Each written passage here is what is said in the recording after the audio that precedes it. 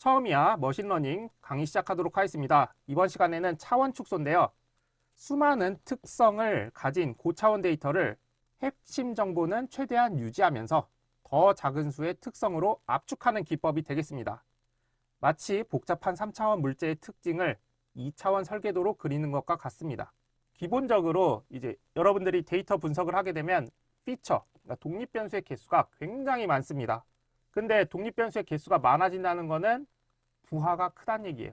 그렇기 때문에 약간 유사한 개념들을 잘 묶어가지고 피처의 수를 줄여준다면 효율적이 됩니다. 그렇기 때문에 차원 축소가 굉장히 좋은 메커니즘이 된다고 볼 수 있습니다. 그래서 차원 축소의 필요성에 대해서 살펴보면 먼저 차원의 저주라는 게 있어요. 차원이 늘어날수록 데이터가 존재하는 공간이 기하급수적으로 커져서 데이터가 희박해집니다. 데이터가 희박하다는 거는 예를 들면은 원핫 인코딩이나 이런 걸 했을 때 서울, 대구, 부산 이렇게 있으면 대부분 값이 그냥 0인 거예요. 이러한 데이터를 희박하다라고 표현합니다. 그렇기 때문에 이러한 상황이 발생하게 되면 모델의 패턴을 찾기 어려워지고 과적합 위험이 급증합니다. 그리고 계산 복잡도가 증가해요. 당연히 특성이 많아지면 연산이 많아지겠죠. 그 다음에 시각화가 어렵습니다. 시각화는 기본적으로 3차원까지만 지원하기 때문에 피처의 개수가 4개, 5개, 6개가 되면 시각화가 거의 불가능해요. 자, 그러면 차원 축소를 하게 되면 어떻게 되느냐? 수천 개의 특성을 두세 개의 주 성분으로 압축하여 시각화할 수가 있습니다. 그리고 불필요한 특성과 노이즈를 제거할 수가 있어요.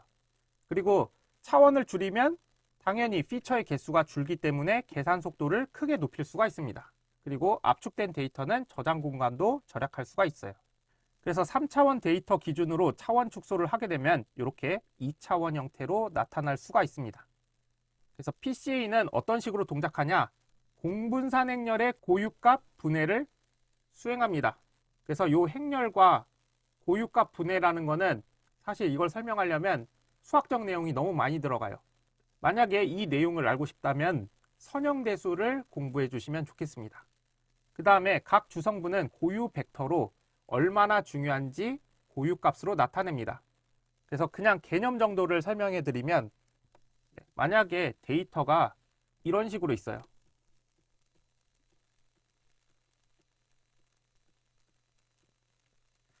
이랬을 때 지금 이 점들을 가장 잘 설명하는 게 요런 선입니다. 그러면 요거를 제1 주성분으로 선정을 하는 거예요. 그리고 나서 이 1주성분과 수직이 되는 다른 선을 찾습니다. 이때 이 데이터를 그 다음으로 잘 설명할 수 있는 선으로 제2주성분을 선택하는 거예요. 사실 지금 2차원이라서 이렇게 그렸는데 이게 3차원, 4차원일 때는 차원이 줄어드는 효과가 발생하게 됩니다. 이런 식으로 1주성분, 2주성분 이렇게 추출을 합니다. 이때 전체 분산의 8, 90% 이상을 설명하는 상태가 된다면 그 주성분반을 선택해서 데이터에 투영하게 됩니다. 자, 그러면 코딩 관점에서 보도록 하겠습니다. PCA를 사용하기 위해서 PCA 클래스를 사용합니다. 이때 PCA라는 클래스의 n 컴포넌츠는 2. 이게 기본값이고 n 컴포넌츠는 뭐냐? 축소할 차원의 수입니다. 그러니까 한마디로 몇 차원으로 할 거냐? 요거를 지정해 주는 거예요. 그 다음에 메서드인데 메서드는 학습을 함과 동시에 데이터를 투영해야 돼요. 그래서 함수의 이름이 좀 다릅니다. fit underbar transform이에요. 그래서 fit underbar transform을 실행하게 되면 속성값이 나오게 되는데 이 속성값에서 explained variance ratio 이거는 각 주성분이 전체 데이터의 변동성을 몇 %씩 설명하는지 보여주는 지표가 되겠습니다.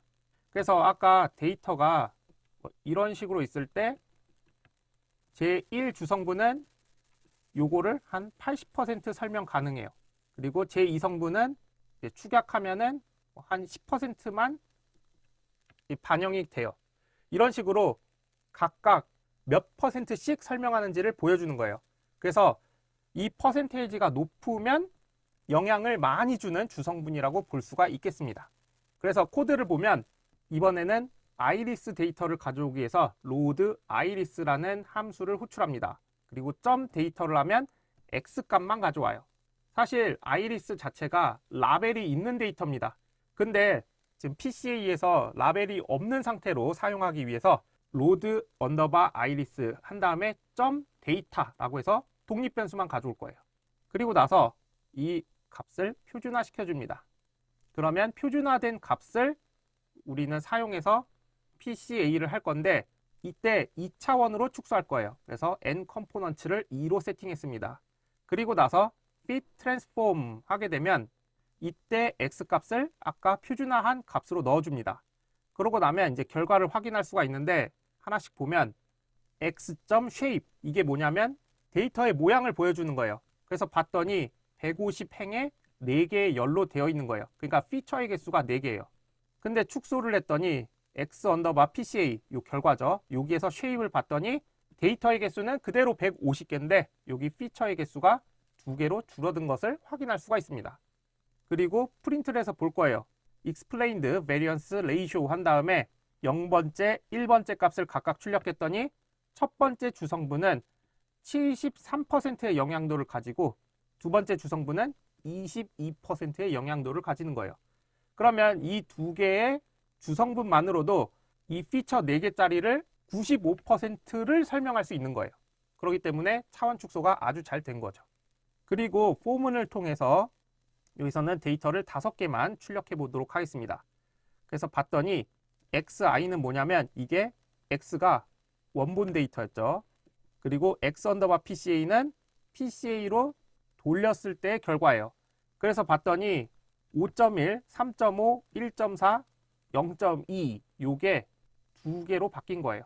이거를 그냥 아주 간단하게만 설명해 보면 x1, x2, x3, x4라고 하고 바뀐 거를 PC1, PC2라고 해볼게요. 자, 그러면 이런 수식이 가능한 거예요. 먼저 x1이라는 값이 x1에 해당되는 게 5.1이에요. 그럼 5.1 x1 플러스 3.5 x2 그리고 1.4 x3 플러스 0.2 x4 요게 마이너스 2.26 PC1 그리고 플러스 0.48 PC2 요런 수식을 만족한다고 볼 수 있습니다. 그래서 기존에는 변수를 4개나 이용을 했어야 되는데 여기서는 변수 2개만 가지고도 기존 데이터랑 똑같은 결과값을 낼 수가 있는 거예요. 그 다음에 최적 주성분 개수 선택에 대해서 살펴보도록 하겠습니다. 그러니까 주성분의 개수를 몇 개를 하느냐에 따라서 결과가 달라지는데 먼저 정보 보존 목적으로는 누적 설명 분산 비율이 80%에서 95%가 되는 지점까지 선택합니다. PCA를 돌려보면 그 PCA에서 explained variance ratio 요 값이 있었죠. 요 값에 0번지, 1번지, 2번지 값 이걸 다 누적해서 더해봐요. 더하다 보면은 어느 순간에 80%가 넘는 지점이 있을 거예요. 그러면 80%가 넘는 데까지를 포함해서 이거를 주성분으로 보는 거예요. 그러니까 만약에 정보 보존 목적으로 80에서 95%까지 보겠다라고 하면 처음에 PCA를 돌릴 때 n 언더바 컴포넌트를 그 원본 데이터의 피처 개수만큼을 두는 거예요. 아까 아이리스 데이터를 이용했을 때 피처의 개수가 4개였으니까 4로 두는 거예요. 그러면 explained variance ratio 값이 그러니까 주성분이 4개가 나오게 됩니다. 그러면 4개 값을 차례대로 더하는 거예요. 처음에 0번지까지만 더했을 때 값이 나오겠고 그 다음에 0번지 플러스 1번지의 값을 더했을 때 값이 나오고 그 다음에 0번지부터 2번지까지 더했을 때 값이 나오고 그 다음에 0번지부터 3번지까지 값을 더했을 때가 나오게 되는데 더하는 과정 중에 80%가 넘으면 거기까지 하는 거예요. 그러니까 아까 예제 기준으로는 0번지, 1번지만 더해도 거의 95%가 나오기 때문에 그 앞에 코드 같은 경우에는 n 컴포넌트를 2로 둬서 실행을 하면 됩니다. 그 다음에 시각화 목적으로는 인간이 이해할 수 있는 2차원이나 3차원을 선택합니다. 그래서 4차원 이상으로 하게 되면 굉장히 복잡해지기 때문에 시각화를 위해서는 이 N 컴포넌트를 2 또는 3을 둬서 PCA를 동작시켜야 됩니다. 그 다음에 PCA에 주의사항이 있는데요. 아까 코드에서 봤듯이 표준화를 해줘야 돼요. 그래서 피처의 스케일이 다르면 반드시 표준화를 해주어야 합니다. 그래서 기본적으로는 PCA는 표준화를 해줘야 된다, 이렇게 생각을 하시면 되고요.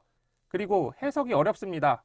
아까 아이리스 데이터를 계산했을 때 제1 주성분과 제2 주성분을 가지고 무슨 연산을 했는데 해석이 안 돼요. 그래서 직관적으로 이해가 어렵습니다. 그리고 선형 관계만 가능합니다. PCA는 선형 변환이므로 비선형 관계는 잡아내지 못합니다. 그리고 이상치에 민감합니다. 그래서 PCA는 분산을 기준으로 하기 때문에 극단값에 민감합니다. 그래서 이상치를 제거한 후에 이 PCA를 동작시키는 것이 좋습니다. 이렇게 해서 PCA까지 살펴봤습니다. 내용이 많아서 남은 내용들은 다음 시간에 이어서 진행하도록 하겠습니다. 감사합니다.